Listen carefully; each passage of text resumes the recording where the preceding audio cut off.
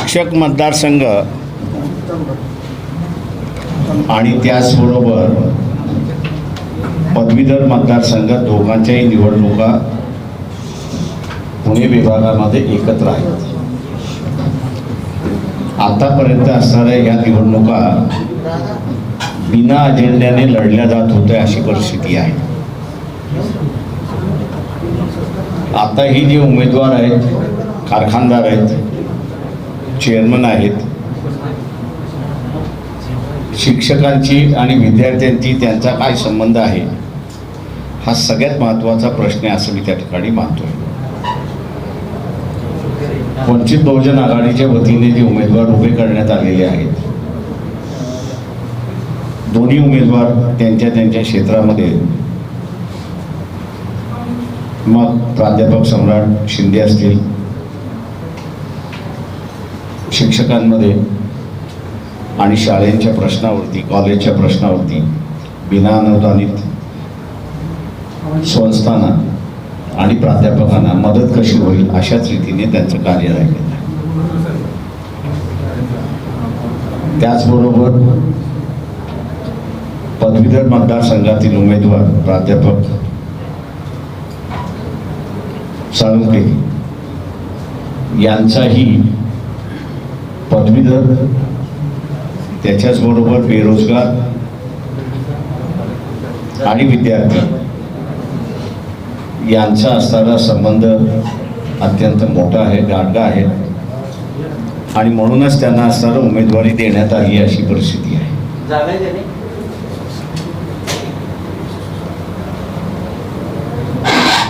या मतदारसंघामध्ये मी जसं म्हणालो की बिना अजेंड्याचं हे लढल्या जातं. गेली 70 वर्ष, मी असं म्हणेन 70 वर्ष म्हणण्यापेक्षा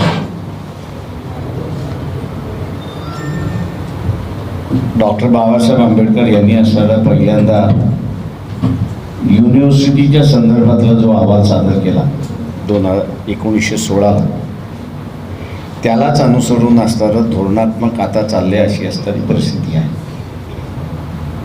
मध्ये बदल झाले. आता आपल्याला दिसते असं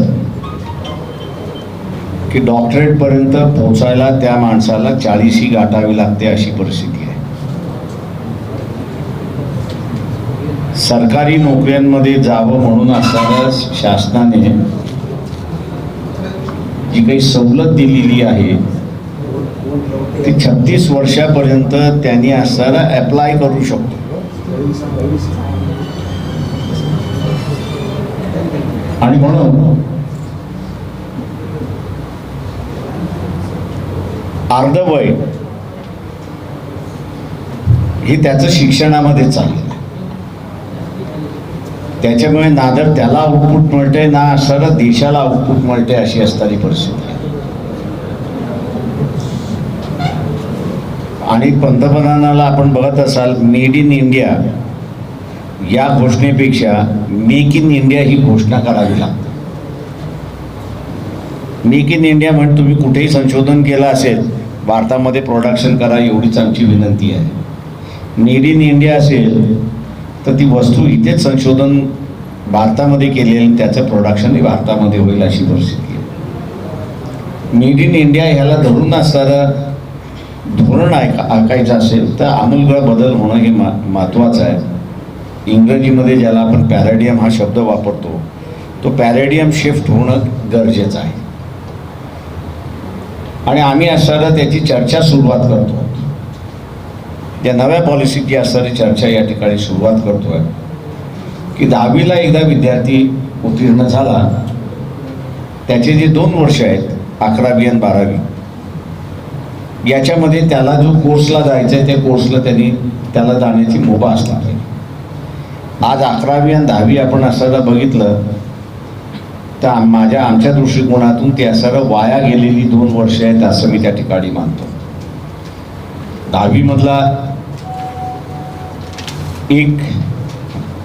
10वीमधला असणारा एक रिझल्ट आपल्याकडे असतो 12वीतला असणारा एक रिझल्ट आपल्यामध्ये असतो, 11वी नुसती आपण कशासाठी ठेवली याचं मला माहीत नाही. त्याच्यामुळे 10वी नंतर त्याला असणारा ब्रांच आउट होऊ दिलं, त्याला जिथे जायचं आहे त्या ह्याच्यामध्ये. आणि 2 वर्षानंतर त्याला स्पेशलायझेशनच्या कोर्समध्ये जर पाठवलं, त्याला ज्या कुठल्या स्पेशलायझेशनमध्ये जायचं असेल त्या स्पेशलायझेशनच्या कोर्समध्ये तो असणारा गेला तर 20व्या आणि 22व्या वर्षी तो डिग्री घेऊन बाहेर पडतो.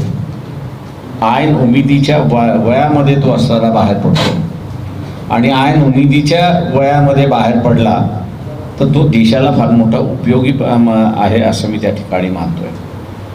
आणि मग ज्याला रिसर्च करायचं आहे तो रिसर्च करू शकतो, ज्याला असणारा अधिक काही करायचं असेल तो त्या ठिकाणी करू शकतो, पण शिक्षणातून तो बाहेर पडतो. आणि म्हणून हा आमूलग्र बदल शिक्षण क्षेत्रामध्ये यावा म्हणून आम्ही महाराष्ट्रातल्या यावेळेस सगळ्याच्या सगळ्या जागा या ठिकाणी लढवतोय. मी शिक्षक मतदारसंघातला मतदार आणि पदवीधर मतदारसंघातला मतदार याला आवाहन करणार आहे, कृपा करून उमेदवाराची जात बघून असताना मतदान करू नका. या देशाच्या गुलामीची 2 कारणं आहेत, एक जात आणि एक धर्म. ज्या ज्या वेळेस जातीचं आणि धर्माचं राजकारण करायला लागलं हा देश गुलाम झालाय अशी असणारी परिस्थिती आहे. आणि म्हणून उद्याच्या पिढीचं उज्ज्वल भविष्य आपल्याला घडवायचं आहे. आणि म्हणून 70 वर्षांनंतर नव्या धोरणाची गरज आहे. त्या धोरणाची चर्चा आम्ही असं सुरुवात करतो. आम्ही म्हणतोय आम्ही मांडलेलं धोरण 100% बरोबर आहे असं आम्ही मानत नाही. अनेक सुधारणा होते, पण चर्चा आम्ही असं करायला मागतोय. रस्त्यावरनं चर्चा जशी आम्ही करतोय, सेमिनारमधनं आम्ही करतोय, तशाच रीतीने ही आता विधान परिषदेमधनं सुद्धा सुरुवात व्हावी ही आमची असणारी अपेक्षा आहे. म्हणून या ठिकाणी आम्ही लढतोय अशी परिस्थिती आहे. गेल्या 70 वर्षामध्ये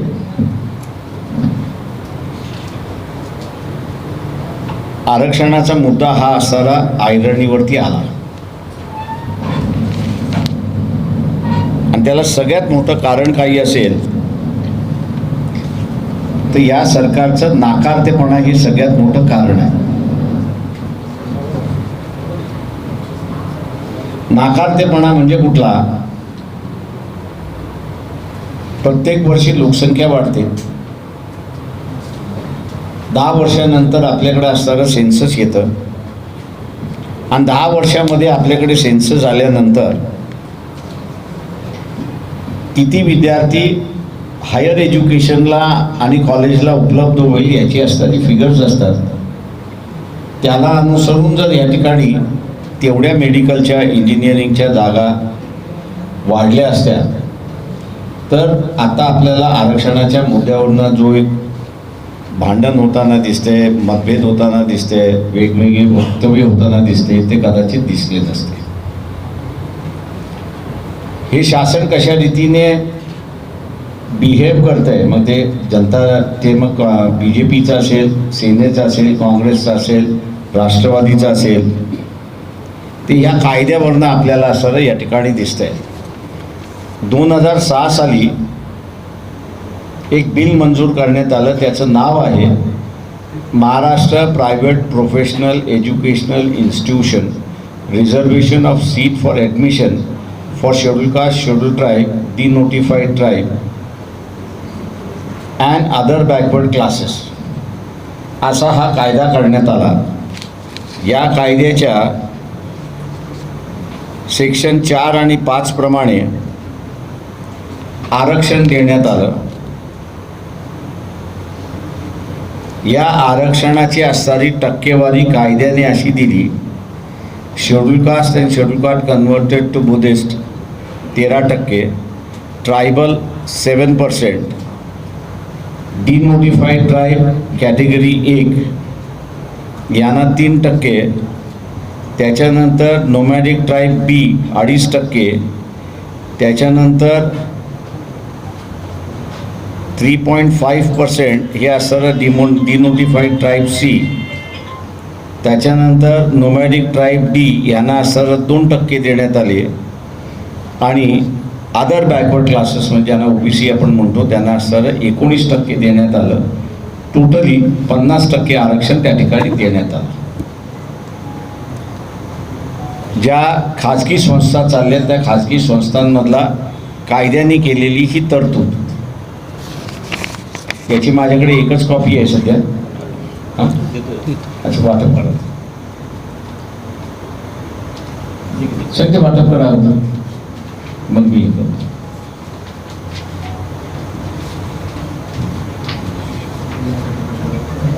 कॉपीज कमी आहेत याबद्दल एखादी याबद्दल त्याच्या पहिल्या पॅराग्राफ मधल्या शेवटच्या 3 लाईन आपण असायला बघितल्या. दिनांक 24 जून 2007 अन्वये विधिनिष्ठ करण्यात आलेल्या आरोग्य विज्ञानामधील व्यावसायिक अभ्यासक्रमांकासाठी मंजूर प्रवेश संस्थेत 25% इतकाच असेल असे निर्देशन देत आहेत. म्हणजे असेंब्ली विधानसभा ही 50% देते आणि हे शासन, मग मी मगाशी म्हणालो की काँग्रेसचं असेल, राष्ट्रवादीचं असेल, शिवसेनेचं असेल किंवा BJPचं असेल, असं परिपत्रक काढून त्यांनी 50%चं आरक्षण 25%वरती आणलं. मेडिकलच्या एकंदरीत 66,000 जागा महाराष्ट्रामध्ये प्रायव्हेट संस्थांमध्ये आहेत. 1,35,000 इंजिनिअरिंगच्या जागा आहेत. त्याच्यानंतर डिझायनिंगमध्ये आहेत, आर्किटेक्चरमध्ये आहेत, MBAमध्ये आहेत आणि इतर अलाइड म्हणून अनेक असणाऱ्या संस्था आहेत. या सगळ्या संस्थांमध्ये आपण असं पाहिलं 50% आरक्षण असतं तर या ठिकाणी मला वाटतं कोणाचेही मतभेद झाले नसते, भांडणं झाली नसती, अशी असणारी परिस्थिती आहे. ही 25%मध्ये आणल्यामुळे ज्या ठिकाणी 2.5 लाख विद्यार्थी भरला गेला पाहिजे होता तो 2.5 लाख भरला जात नाही, तर तो 1.25 लाखच भरला जातो. 1.25 लाख आरक्षित वर्ग हा आरक्षणापासून वंचित होतोय अशी असणारी परिस्थिती आहे. ही फक्त एका परिपत्रकाच्या माध्यमातून अनेक वर्ष आंदोलनं झालीत आणि आजही होत आहेत. कोर्टामध्ये आम्ही गेलोय. शासन नेहमीच म्हणते की आम्ही असं समितीचं स्थापन करतो आणि त्याला हे करतो, पण कोर्ट आणि इतर सगळ्या गोष्टी हे बेकायदेशीर आहे असं डिक्लेअर करायला तयार नाही.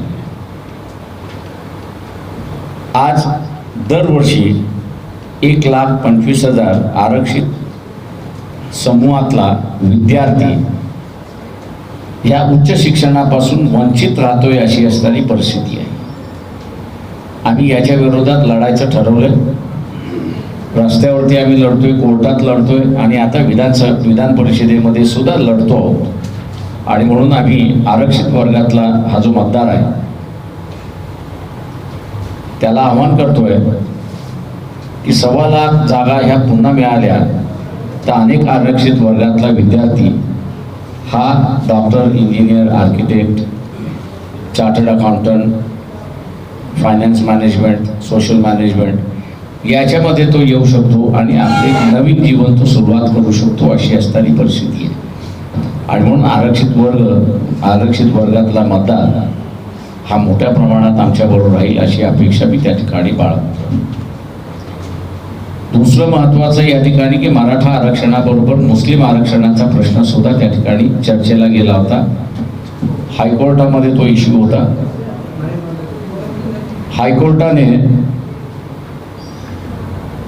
हायकोर्टाने मुस्लिम आरक्षणाचे 5%चा प्रश्न हा मान्य केला. सुप्रीम कोर्टाने स्थगिती जी दिली ती फक्त मराठा आरक्षणाला स्थगिती दिली. मुस्लिम समाजाच्या 5% आरक्षणाला स्थगिती अजून हायकोर्टातून नाही आहे, सुप्रीम कोर्टातून नाही. सेक्युलरचा ढिंडोरा पिटवणारे काँग्रेस आणि राष्ट्रवादी यांचं महाआघाडीचं सरकार आहे. परंतु अजूनपर्यंत या मुस्लिम आरक्षणाचं 5% लागू करावं याच्या संदर्भात काहीही बोलत नाही किंवा जाहीरनाम्यातही कुठे आपल्याला त्या ठिकाणी दिसत नाही, अशी असणारी परिस्थिती आहे. तेव्हा हाही 5% मुद्दा आमच्या अजेंड्यावरती आहे, हे आम्ही असं या ठिकाणी जाहीर करतो. तिसरं महत्त्वाचं या ठिकाणी की मराठा समाजाने मध्यंतरी असणारं आंदोलन केलं. सुप्रीम कोर्टाच्या स्टे ऑर्डर नंतर पिटिशनवरती पिटिशन करण्यामध्ये विनंती केली की ते बोर्डावरती घेण्यासाठी पिटिशन करा. शासन नुसतं असताना पाणी म्हणजे पानं पुसल्यासारखंच त्या ठिकाणी करते. आंदोलन हाताबाहेर जाते असं ज्यावेळेस लक्षात आलं त्यावेळेस आंदोलन करताना एक गाजर दाखवण्यात आलं आणि ते म्हणजे की 16% आरक्षण जे मराठा समाजाला देण्यात आलेलं आहे, सुप्रीम कोर्टाने लागू केलं तर त्यांना फ्रीशिप आणि स्कॉलरशिप लागू होईल याचा GRही काढला. त्या GRचं आम्ही असं स्वागत करतो, चांगली गोष्ट झाली. परंतु शासनाला आम्ही असताना आग्रह धरत होतो की सुप्रीम कोर्टाचा निर्णय जोपर्यंत येत नाही तोपर्यंत आत्ता मराठा समाजाचा विद्यार्थी म्हणजे यावर्षी ज्यांनी ॲडमिशन घेतलेलं आहे या मराठा समाजाच्या विद्यार्थ्याला हा GR लागू झाला पाहिजे. हा GR लागू झाला तर मी असं त्या ठिकाणी मानतो की अनेक विद्यार्थ्यांच्या आई बापाला प्रचंड मोठा दिलासा त्या ठिकाणी मिळणार आहे. कारण का मेडिकलमधली असेल, इंजिनिअरिंगमध्ये असेल, चार्टर्ड अकाउंटंटमधली असेल किंवा IT सेक्टरमधल्या असलेल्या फिया एवढ्या भरमसाठ आहेत की काही वेळेस त्या आईबापाला जमिनीचा एखादा तुकडा विकावा लागतो, अशी परिस्थिती आहे. ही दयनीय अवस्था आहे आणि म्हणून शासनाने ते लागू करावं. अजूनपर्यंत शासनाने होकारार्थी उत्तर आम्हाला काही त्या ठिकाणी दिलेलं नाही की या वर्षाच्या मराठा समाजाच्या विद्यार्थ्याला हा फ्रीशिपचा आणि स्कॉलरशिपचा निघालेला GR लागू होईल असं त्यांनी सांगितलेलं नाही. हाही विषय आमच्या असणाऱ्या अजेंड्यावरती आहे. उद्या विधानसभेमध्ये गेलो तर विधानसभेमध्ये गांधीगिरी आम्ही केल्याशिवाय राहणार नाही आणि हे मुद्दे धसास लावल्याशिवाय राहणार नाही, अशी असणारी परिस्थिती आहे. एक अजेंडा घेऊन आम्ही असणारे ह्या निवडणुकीमध्ये लढतो. तेव्हा ग्रॅज्युएट मतदारसंघातले ग्रॅज्युएट मतदार आणि शिक्षक मतदारसंघामधले शिक्षक मतदार या ठिकाणी उमेदवारांना जे आहे ते मतदान देतील अशी अपेक्षा आम्ही बाळगतोय. प्राध्यापक सम्राट विजयसिंग शिंदे हे शिक्षक मतदारसंघामध्ये आहेत आणि प्राध्यापक सोमनाथ जनार्दन साळुंके हे पदवीधर मतदारसंघ आहेत. लोक ह्यांना विजयी करतील आणि 2 कारखानदार जे उभे आहेत की जे सध्या कारखान्याचा सुद्धा विकास करू शकले नाहीत, साखर भरायला गोलपाट लागतात. एखाद्या त्यांच्या कार्यकर्त्याला गोंदपाट बनवण्याचं कारखाना काढून देण्याचं असतं धाडस त्यांनी दाखवलं नाही, मदत त्यांनी दाखवली नाही. अशी साखर कारखान्याच्या अवतीभोवती 25 नवे कारखाने उभे राहू शकतात की ज्याचा माल कारखान्याला लागतो. असं जे नाकारतं नेतृत्व आहे त्याला लोकांनी स्वीकारू नये अशी माझी असणारी मतदाराला विनंती आहे. आपण आता विचार. एका बाजूला तुम्ही सुरुवातीला सांगितलं की जात बघून मतदान करू नये आणि दुसऱ्या बाजूला तुम्ही असं सांगता की आरक्षित वर्गातला बऱ्यापैकी मतदान तुमच्या बाजूने असेल. नेमकं काय तुमचं धोरण आहे? ते असे जनरल मतदार हा सुद्धा प्रो रिझर्वेशनवादी आहे हे आपण असं विसरता कामा नये. या देशामधला एक वर्ग आहे त्याची आम्हाला जाणीव आहे की तो अँटी रिझर्वेशनिस्ट आहे, याची आम्हालाही जाणीव आहे. हा संघर्ष कायम त्या ठिकाणी चालत राहिलेला आहे. जो या मतदारसंघामध्ये म्हणजे जो मतदार अँटी रिझर्वेशनिस्ट आहे तो आम्ही असा मानतो की नागनाथ अण्णा नायकवडी असतील किंवा भाऊराव पाटील असतील यांच्या पदवी सरकारबरोबर कशा रीतीने वागले याचा इतिहास आपल्या सगळ्यांना माहिती आहे. तो काही मला सांगण्याची गरज नाही. हा तोच फॉलोअर आहे की ज्याला बहुजनांचं नेतृत्व मान्य नाही, ज्यांना बहुजनांनी सत्तेवरती यावं असं वाटत नाही. त्याच्यामुळे बहुजनांना सत्तेवरती येण्यासाठी स्वतःहून प्रयत्न करावे लागतील एवढंच फक्त आम्ही नमूद करतो. सतत आत्ताचं जे चित्र आहे देशातलं आणि राज्यातलं सुद्धा, एकमेकांच्या सोबत गेल्याशिवाय, आघाड्या केल्याशिवाय सत्तेपर्यंत किंवा विजयापर्यंत जाऊ शकत नाही असं एक साधारण कॅल्क्युलेशन दिसतंय. तुम्ही किती काळ हा प्रयोग करणार आहे स्वतंत्र लढायचा? तर अंतिम उद्देश तुमचं यशाचा आहे. स्वतंत्र आमचा स्वतंत्र लढण्यापेक्षा जो वर्ग आमच्याबरोबर आहे या वर्गाला कुणी स्वीकारायला तयार नाही अशी असणारी परिस्थिती आहे. म्हणून मी यावेळेस स्पष्टपणे मांडलं की मराठा आरक्षणाच्या वेळेस की मराठा आरक्षणाच्या विरोधात कोण आहे? इथला ओबीसी आहे का? तर नाही. इथला आदिवासी आहे का? तर नाही. इथला शेड्यूल कास्ट आहे का? तर नाही. जो श्रीमंत मराठा आहे तोच गरीब मराठ्याच्या विरोधातला आहे. का त्यालाच असं वाटतंय की बाबा हा गरीब मराठा उद्या शिकला, सवरला, आर्थिक दृष्टिकोनातून सक्षम झाला तर हा आपल्याला चॅलेंज या ठिकाणी होऊ शकतो. आणि म्हणून मागच्या लोकसभेमध्ये आपण पाहिलं असेल की आम्ही इथल्या काँग्रेस राष्ट्रवादीची जी आघाडी होती त्यांना म्हणत होतो तुम्ही आम्हाला 12 जागा द्या. पण त्या 12 जागा ज्या हरलेल्या आहेत आणि त्याच्यानंतरही दिसलं की 4 जागेंवरती फक्त निवडून आले, ते शेअर करायला तयार नव्हते. ती मानसिकता आपण असं लक्षात घेतली पाहिजे. 12 जागा दिल्या वंचितांना आणि वंचितांमधले 12च्या 12 निवडून आले आणि हरलेल्या जागेवरती निवडून आले तर देशभरामध्ये नवी आग लागू शकते, गरिबांची सत्ता या ठिकाणी येऊ शकते. म्हणून इथल्या असणाऱ्या प्रस्थापिताने घ्यायचंच नाही असं ठरवलं.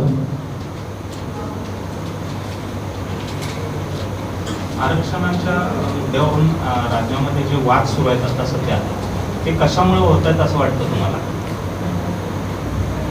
मी माझ्या कॉलेजच्या वेळेचं सांगतो. मी ज्यावेळेस कॉलेजला गेलो त्यावेळेस असणारं आरक्षण की जनरल असा फार फरक नव्हता.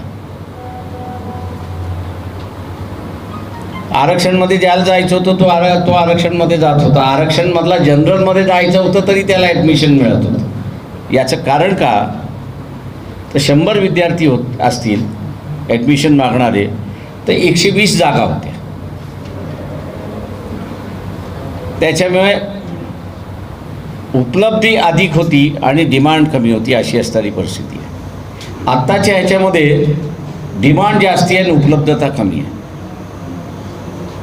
हा बदल जर सुरू करायचा असेल तर म्हणून मी मगाशी म्हणालो की शासनाने इथे नियोजन करणं की दरवर्षी ॲडिशनल किंवा दर 5 वर्षानंतर ॲडिशनल विद्यार्थी किती येणार याचा त्यांना माहिती पाहिजे. आणि त्या दरम्यान मग किती कॉलेजेस लागतील, काय इन्फ्रास्ट्रक्चर लागेल त्याचं इन्व्हेस्टमेंट करत त्यांनी असं पूर्तता केली तर मी असं मानतो आहे की आज जी ॲडमिशनच्या निमित्ताने जी कटुता आलेली आहे ती आपल्याला मिटवता येईल. हा झाला तांत्रिक मुद्दा. तांत्रिक मुद्दा नाही, प्रॅक्टिकल मुद्दा आहे हा. प्रॅक्टिकल मुद्दा झाला. परंतु कोणी फूट पाडण्याचा प्रयत्न करते असं वाटतं का तुम्हाला? RSS मध्यंतरी फूट काढण्याचा प्रयत्न करत होती ज्यावेळेस मराठा मोर्चे निघाले त्यावेळेस. मगाच्या प्रश्नावर धरून माझा मुद्दा असा आहे की समजा भविष्यामध्ये तुम्हाला एकत्र यायचं असेल काँग्रेस राष्ट्रवादी आणि तुम्हाला वंचित बहुजनांना, तर काँग्रेसनं वंचितांना सन्मान द्यायची भूमिका घ्यावी तर आम्ही पुढे पाऊल टाकू अशी काय तुमची भूमिका आहे का? ते आमची होतीच ना, म्हणून तर मी सांगितलं ना, अजून ती आहे का? राहणारच आहे. आम्ही कुठे नाही म्हणतोय. त्यांच्या एखाद्या आडेतट्टू भूमिकेमुळे किंवा त्यांच्या अडवणुकीच्या भूमिकेमुळे युती होऊ शकली नाही. त्यांच्या अडवणुकीमुळेच भूमिकेमुळे युती होऊ शकली नाही. आम्ही तर म्हणत होतो 12 जागा आम्हाला द्या, तुम्ही आणि त्या 12 जागाच्या आशा मागत होतो आम्ही की लागोपाठ 4 लोकसभा ते हारले. ज्या भाजपला तुम्ही विरोध केला त्यांच्या धोरणाने विरोध करताय, परंतु तुमच्याच लोकसभेचा उमेदवार पडळकर हे तुम्हाला सोडून पुन्हा BJP मध्ये जात आहे, तर तुमचा शिडीसारखा वापर होतोय असं वाटतं का तुम्हाला? काय तुमची काय भूमिका आहे अशा? सांगली जिल्ह्यामधले, आता जातीवरती बोलू नये पण बोलतो, धनगर समाजातले किती नेते आमच्या बरोबर त्या रॅलीमध्ये आले? अनेक आले. त्याच्यापैकी कॅज्युअलिटी एकच पडळकर आहे, उरलेले सगळे वंचित बरोबर आहेत. तुम्ही आता जे शैक्षणिक सुधारणाबद्दल सांगितलं, तर नव्या शैक्षणिक धोरणात त्याचा काय समावेश? अजिबात समावेश नाही आहे, काहीच नाही आहे. त्याचा लवलेशही नाही. धोरणाला विरोध राहील तुमचा? आमचा विरोधच आहे, कारण का ते पुन्हा नव्या स्वरूपामध्ये जातीयता आणते अशी परिस्थिती आहे. स्किल डेव्हलपमेंटला तुम्हाला जायचं असेल तर तुम्ही सुतार असाल तर तुम्ही कार्पेंट्रीला जाऊ शकता. बिगर सुतार असताना कार्पेंट्रीला जाऊ शकत नाही अशी परिस्थिती आहे. आणि ते जर झालं तर मी सरळ म्हणतो की सगळे ऑर्थोपेडिक डॉक्टर हे कार्पेंटर आहेत. एका तुटलेलं जोडतात, प्रत्येकाचं स्किल आहे त्याच्यामध्ये.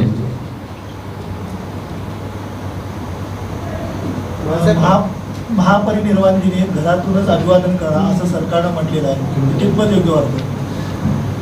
ते आम्ही अजून काही बसलेलो नाही, ते आम्ही याच इलेक्शनमध्ये आहोत. 1 डिसेंबर नंतर बघू त्याच्यावरती.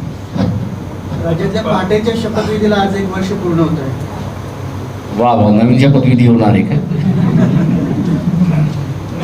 पडळकरांचा जो मुद्दा तुम्ही सांगितला, परंतु असे माणसं जर तुमच्या पक्षात येऊन पुन्हा जात असतील तर तुमचं काय भूमिका काय राहणार आहे? कसं तुम्ही? एक लक्षात घ्या की तुम्ही जर व्यक्ती स्वातंत्र्य मान्य करणार असाल तर तुम्हाला बाळ ठाकरे होऊन चालत नाही.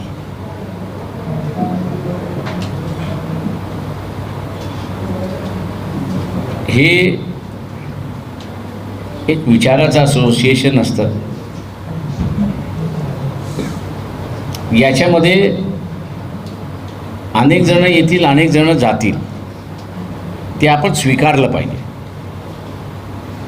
खुनशीपणा जो आहे तो येता कामा.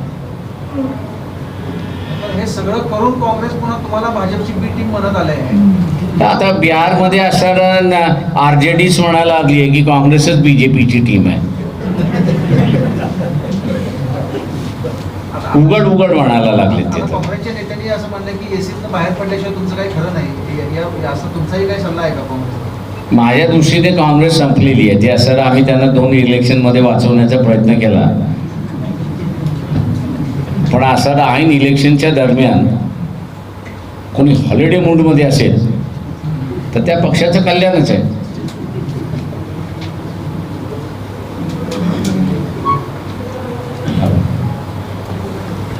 डॉक्टर,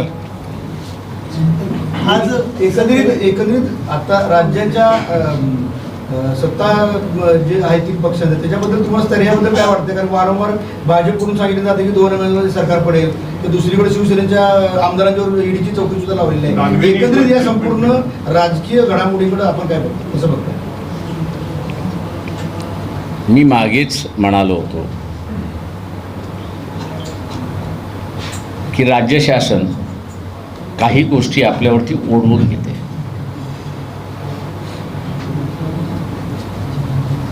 केंद्र शासनाने एकदा निर्देश दिले की ते मान्य करावं लागतं, त्याला तुम्हाला विरोध करता येत नाही.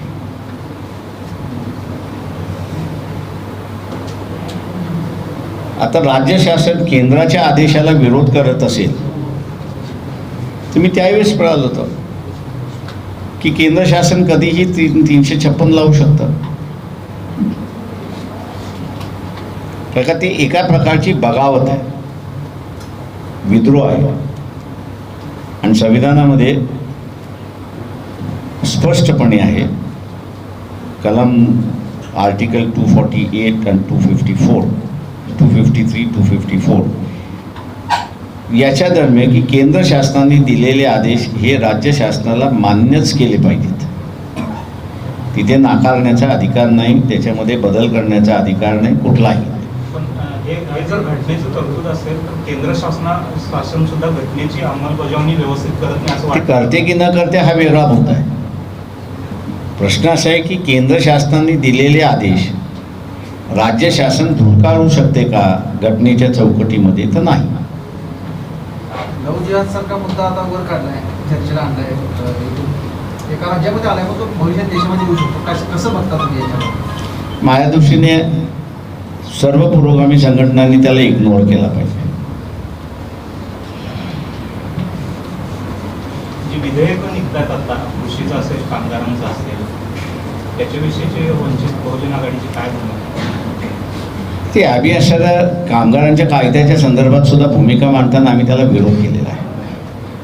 शेतीच्या संदर्भातला असणारा आम्ही विरोध केला आहे, पण शेतकऱ्यांचे जे कैवारी आहेत त्यांनी त्याला पाठिंबा दिलेला आहे.